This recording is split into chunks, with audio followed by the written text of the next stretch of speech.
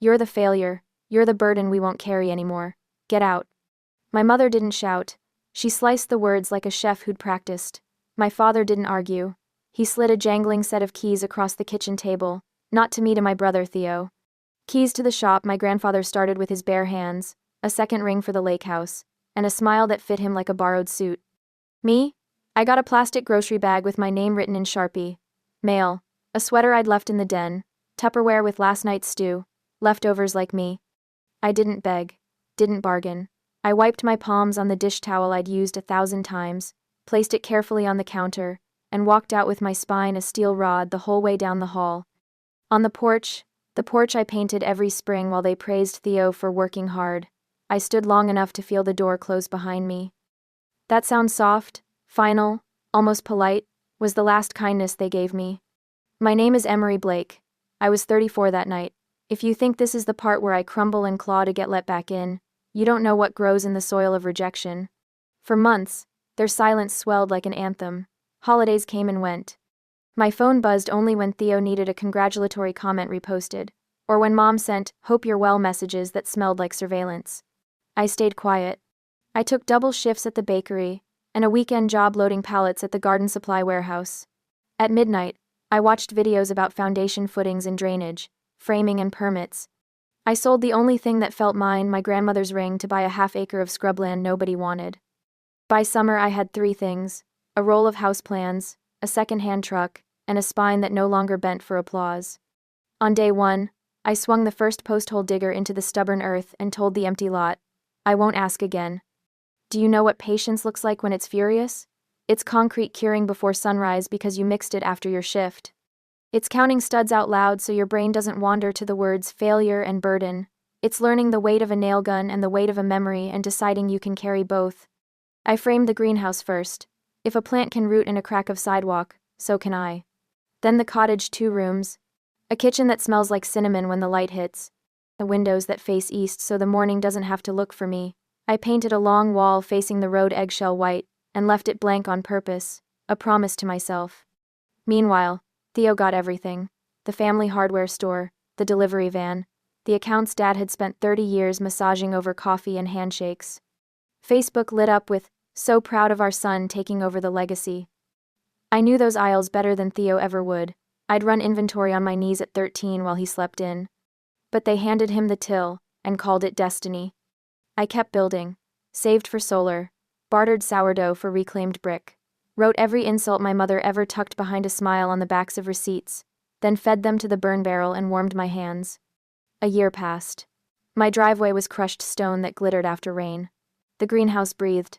Bees arrived like tiny gold coins, paying rent to lavender I'd coaxed to live. The blank wall on the road waited. I bought paints deep indigo, river green, and a metallic gold that caught the last light and refused to let go. One Friday, while I was setting cedar posts along the fence, a car slowed near the gate. I didn't need to see the dented bumper to know it. Dad's sedan. He idled long enough to stare. I didn't wave. Didn't hide. I kept my hand steady and placed the next post straight and true. The window rolled down an inch.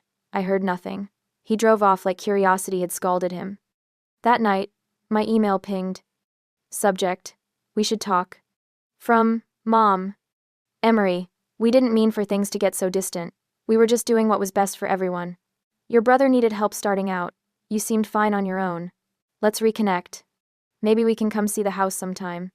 No apology, no ownership, just revision. They were trying to write themselves into Act 2 of a story they'd abandoned at page 1. I didn't reply. I pressed my palm to the eggshell wall, felt the cool promise under the paint, and sketched the first line of a mural only I could read yet. Because here's the thing: when someone calls you failure loud enough, they stop hearing the sound of you building. 3 weeks later, tires crunched gravel, doors slammed, voices I knew too well floated up the path. I wiped my hands, set my brush in water, and turned slowly toward the porch steps as my parents climbed uninvited into the life I made without them. And the mural behind me was no longer blank.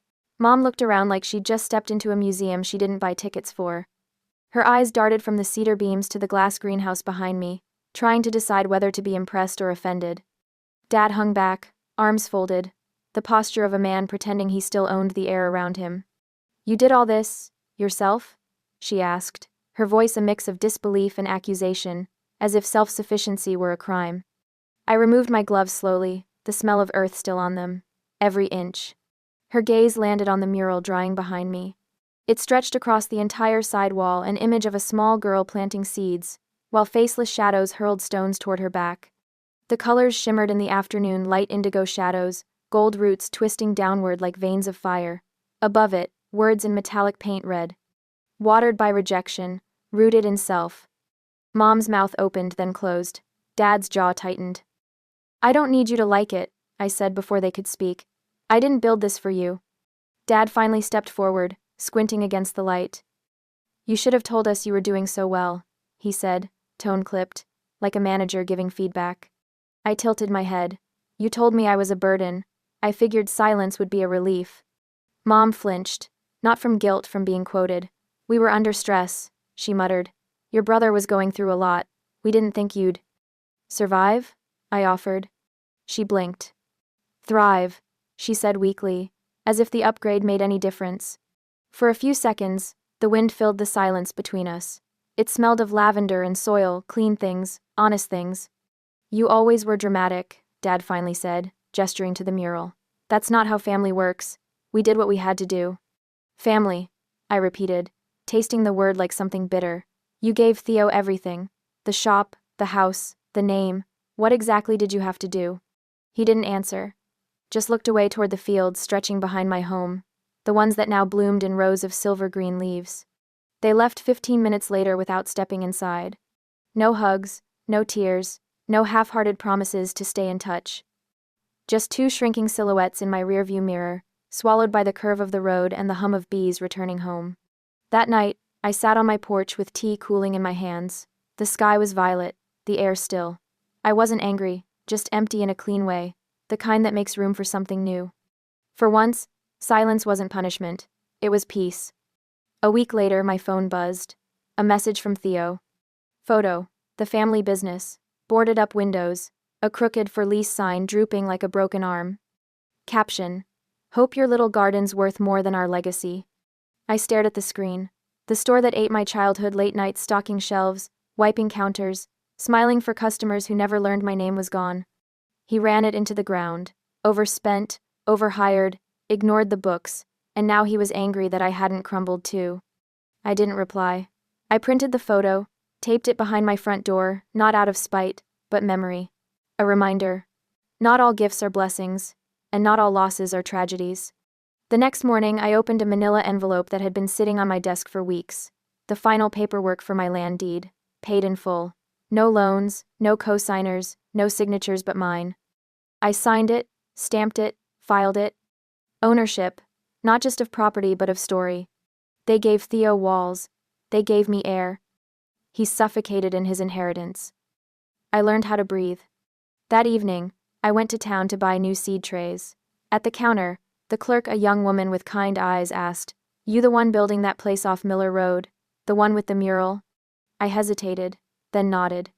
She smiled. "Everyone talks about it, says it looks like hope." Hope. That word hit me harder than any insult ever had. I drove home with the windows down, the smell of paint and soil wrapping around me. The mural gleamed under the moonlight when I pulled into the drive, gold roots catching the beam of my headlights. It didn't just look like hope. It was hope built from everything they tried to bury. And I had a feeling they hadn't finished trying yet. I was right, they weren't finished. People like them never are. 3 days later, an email landed in my inbox. The subject line was polished, like a press release. Family always finds its way. Inside, a photo of my parents and Theo dressed to impress at some charity gala, Mom in sequins, Dad with that forced grin he used to practice in the mirror before company dinners. The caption beneath the photo read, "Still standing, still together." No greeting, no apology, no mention of me, just a perfectly curated image of unity, the family that made it. I stared at it longer than I should have. Then I closed my laptop, went outside, and breathed the night air, until the sting dulled into nothing. Standing and growing aren't the same thing. Roots that starve you don't suddenly feed you when the cameras show up. That night, I took a picture of my greenhouse, my hands covered in soil, the rows of lavender stretching behind me like soft purple fire, and posted it with one caption. Some of us weren't handed anything, so we built everything we needed by hand in silence. I didn't expect much, but within hours, the posts spread like wildfire, hundreds of shares, comments from strangers and old classmates I hadn't spoken to in years. I needed this today. You're doing more than growing, you're thriving. Thank you for showing what strength really looks like. For the first time in my life, I wasn't the family disappointment. I was someone's reminder that survival can look beautiful. Later that week, my neighbor, Mrs. Callahan, a retired art teacher with hands that always smelled faintly of clay, stopped by with fresh bread. She glanced up at my mural, the one that glowed gold at sunset, and asked softly, "What inspired it?" I thought for a moment, then said, "Family, and what blooms after them." She smiled like she understood. "It's beautiful," she said. "Painful too, but beautiful."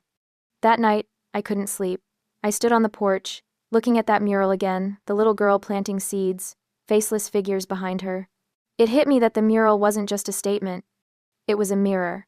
Every stroke of gold and green was something they'd tried to take that I'd learned to reclaim. And I realized something else. My revenge had already happened. It wasn't the kind that explodes, it's the kind that grows quietly. Still, part of me knew they'd come back again, because guilt, when it festers long enough, starts to itch like curiosity. A week later, I got a letter. Not an email this time, a real, handwritten letter on thick paper, the kind my father used for contracts. It started simply. "Emery, I drove past again last week. The place looks beautiful. You did more with your little piece of land than I ever did with the whole business. I don't know how to undo what we did, or how to talk to you without sounding like the same man who failed to defend you. But I wanted to say this. We got it wrong. I hope you're happy. Dad." No manipulation, no excuses, just words. Late, but maybe honest. I didn't cry.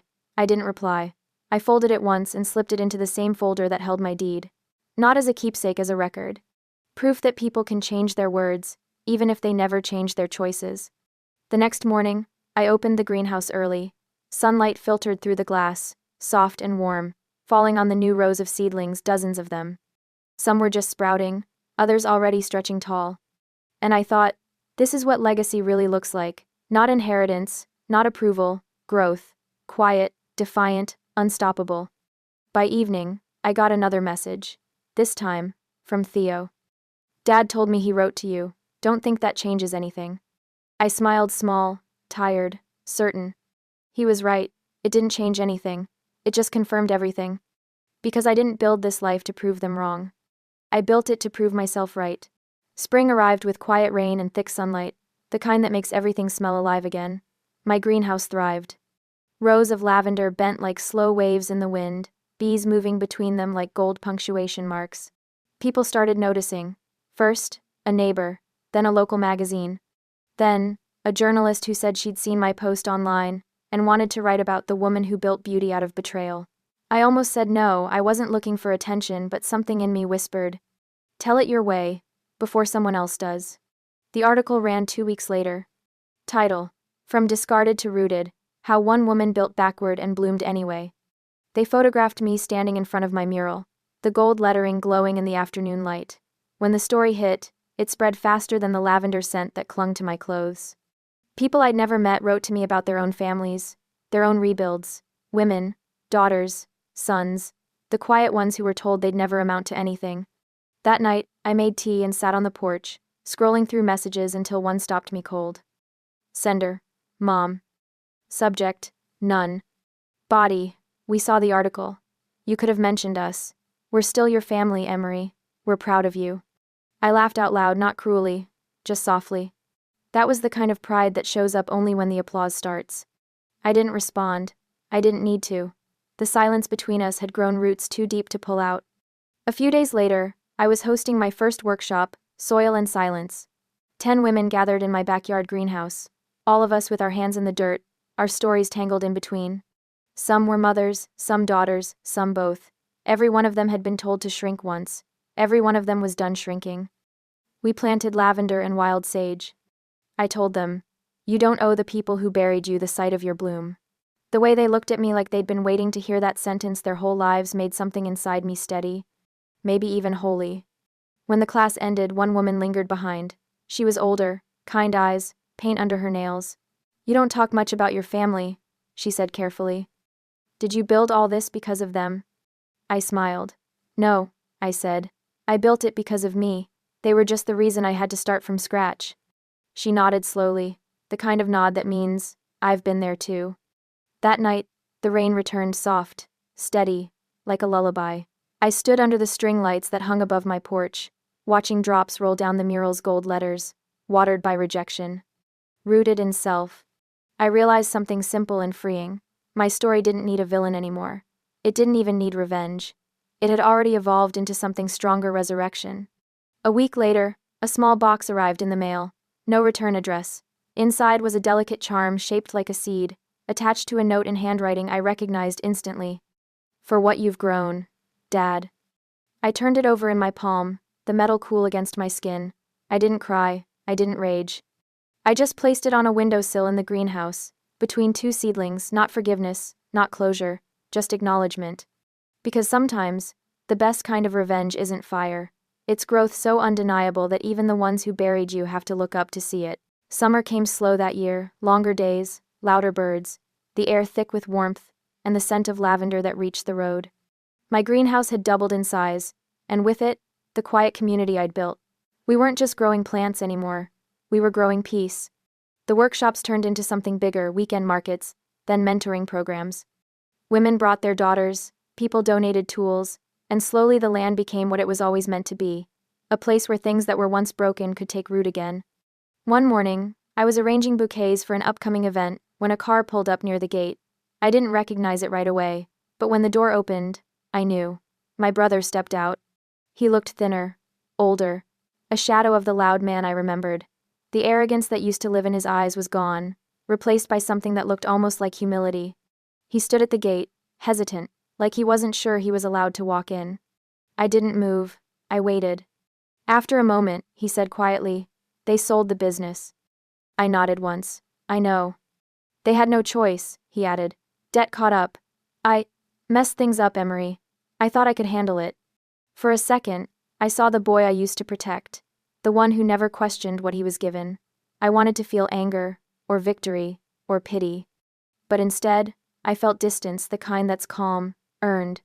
"I hope you learn from it," I said simply. He looked down, nodded, then said something I never expected. "Mom and Dad wanted to come. I told them not to." "Why?" I asked. "Because this." He gestured around at the greenhouse, the mural, the fields. "This is yours, not theirs." He left soon after, but his words lingered, quiet and heavy, like a final truth I didn't know I'd been waiting to hear. That evening, I walked to the mural again. The paint had faded a little under the sunday. I traced the golden letters with my finger, watered by rejection, rooted in self. But below that, I painted something new. And still growing. Months passed. The local paper came back to do a follow-up story this time, about the workshops, the women, the change. They titled it, "The Garden That Healed a Family, Even the Ones Who Never Came Back." When the article ran, I didn't send it to anyone, but 2 weeks later, a letter arrived. Short, handwritten, no return address. "We saw the photos. You were right about everything. We're proud of you even if we don't deserve to be. Love, Mom." I folded the letter and placed it in the same folder where I'd kept the deed to my land. Proof that some seeds only bloom after the soil has forgotten who planted them. That night, the sun set behind the lavender, the sky a soft pink. I stood barefoot on the porch, the earth cool beneath me, the air humming with quiet life. For years, I thought revenge was about making them see my worth. Now I knew it was about never needing them to again. Because home isn't the house you inherit, it's the ground you choose to rebuild on. And sometimes, the most beautiful gardens are the ones that grow from everything you were told would never live again.